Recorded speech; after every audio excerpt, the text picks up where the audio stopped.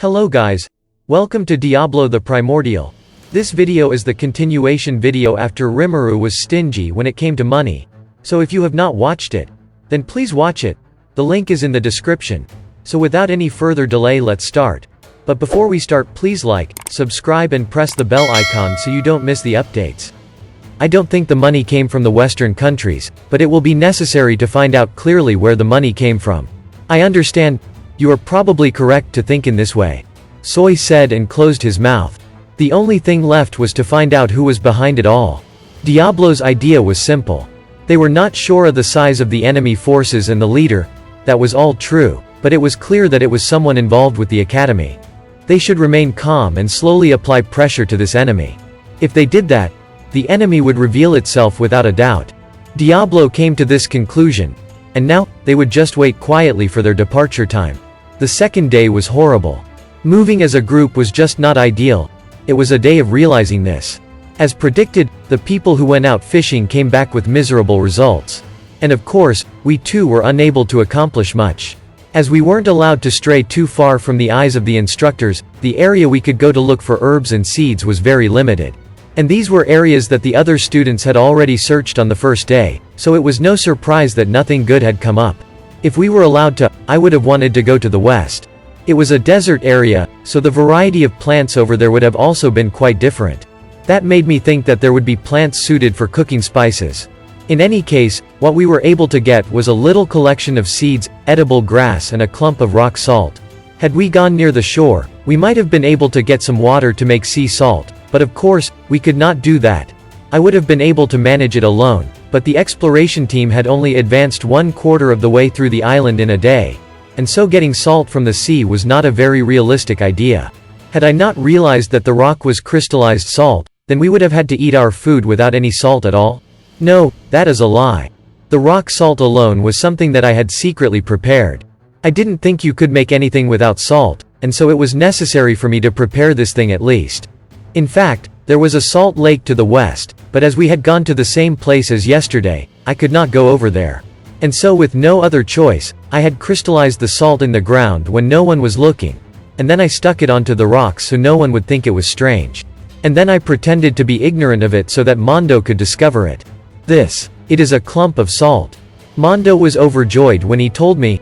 His happiness was incomparable to my own terrible acting skills, and he was overflowing with happiness at this discovery. It didn't result in any points, but no one became suspicious about it.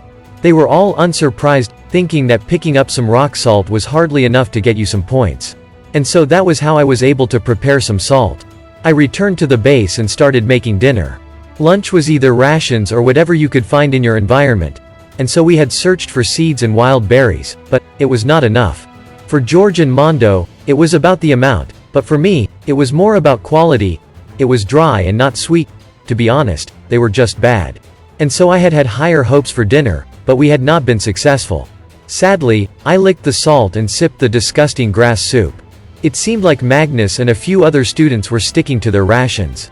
I understood why. Overall, it was such a tragic dinner that I wanted to cry. At the same time, the smell of the fancy dinner that Julius and the others were eating wafted in the air, and it lit a fire of rage within me. To be frank, this was a challenge. I don't remember ever being this pissed off in the past few years. This delicious smell was making us feel even more miserable. We will have to try harder to prepare a good meal tomorrow. Yeah, I'm too hungry now. I'll do better tomorrow.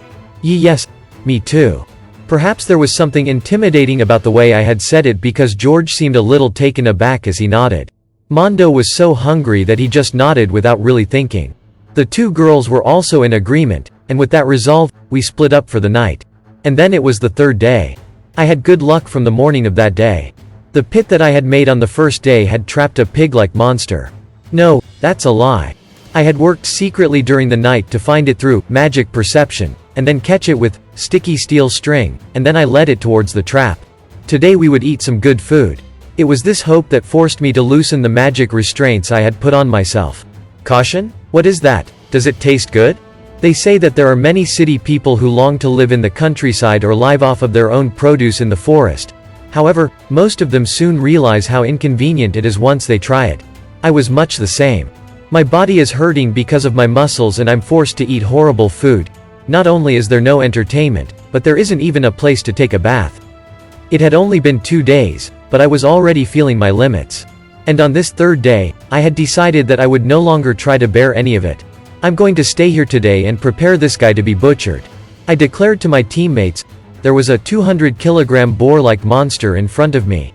Thankfully, I already had 30 points, so there was no need to worry about getting more. You don't need us to help you? George asked. I answered. Leave the cooking to me.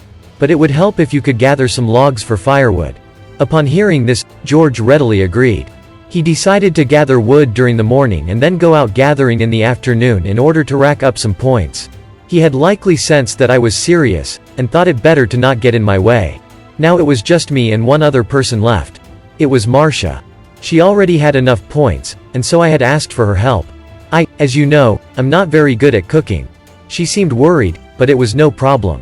What I was going to ask Marcia was not cooking, but a new type of magic experiment. I thought that her talent for magic was genuine, and so I wanted to use this opportunity to perform an experiment that I had thought of. Besides, if I needed any help, there was also an instructor who was healing from an injury that I could ask. Alright, I'll be back once at midday. Leave the firewood to me. See you later. So saying, the three of them set out. Now, it was time to start preparing the food. As I had caught the monster alive, the meat would be very fresh. I asked the combat supervisor, who had recovered from an injury, to remove the blood and process the meat. There was something awe-inspiring about watching it happen. If I wanted to, I could perform it in auto mode with CL's help, but I didn't want to draw any attention. I just want to make it very clear, it had nothing to do with my sore muscle. You could say that the instructor's efforts were a huge help. On the first day, we had done a fish barbecue, but today we would have meat skewers. I added some wild vegetables that looked highly nutritious along with the meat as I skewered them. Then I sprinkled some of the prepared salt over them and finished it off with some ground-up grass on top. Now I just had to cook them. To be honest, it looked quite delicious already. After all, I had used appraisal to find out the right amount of salt and adjust the flavor with the herbs. This meant that under the circumstances, it was in the best possible state. However, I was not finished yet. The main dish would be the soup I was making now, through boiling the bones. How is it? I asked Marcia. And then, I can't believe it. How? There is no magic depletion, so how is it possible to control magic with such accuracy for a long period of time? She replied with much excitement. It seems to have worked. I gloated inwardly. I actually wanted to test it myself, but that was just not possible. My identity needed to stay hidden, and it wouldn't make sense for me to teach new types of magic when I wasn't even a student. And so, I had old William become my assistant. Well, I asked him to be sort of an instructor. Last night, I had secretly talked with William, saying that first would have Marcia stay as a helper. That was when William would naturally start to talk to her and eventually instruct her. That was the plan. And it was going well. As for the rest, after I finished preparing the bones to be boiled in the large pot, I started talking to Marcia. That was the signal to start. Marcia, I'm sorry, but could you adjust the flames with magic? I asked her in the most natural way. And since Marcia accepted it as planned, the adjusting of the flames while the bones were boiling became her job. But it wasn't the easiest job. While Marcia had a lot of magical power and was good at controlling mana, you needed to be able to concentrate well in order to do it. As I watched from the side, William saw his opportunity and approached her. He called to Marcia, who was having trouble, and gave her some advice while also trying to change the subject. That reminds me, Marcia. I have this magic item passed on to me by a friend. Perhaps you will be able to use it. Do you want to give it a try? While helping her, he casually referred to this thing as if just remembering it. Then he pulled out what appeared to be 7 playing cards from his pocket. The material that they were made of was pure, demon steel. Master, what is this? This is. William explained it to her just as First had explained it to him last night. He glanced at me several times to make sure he was getting it right, but it seemed like Marcia didn't notice it. He was mostly right anyway, and so I gave him the okay signal. With renewed confidence, William returned to his explanation. What I had given him last night was a new type of magical device that I had devised. There were 8 media cards that formed the basis. These represented the 8 great attributes of the power of spirits that made this world. Light and shadow, time, and earth, water, fire, wind, and sky. What Marcia had received was 7 of those 8. And that's it. Thank you so much for watching. And if you guys have not watched my other videos, then please watch them. The links are in the description. And don't forget to like, subscribe and press the bell icon so you don't miss the updates.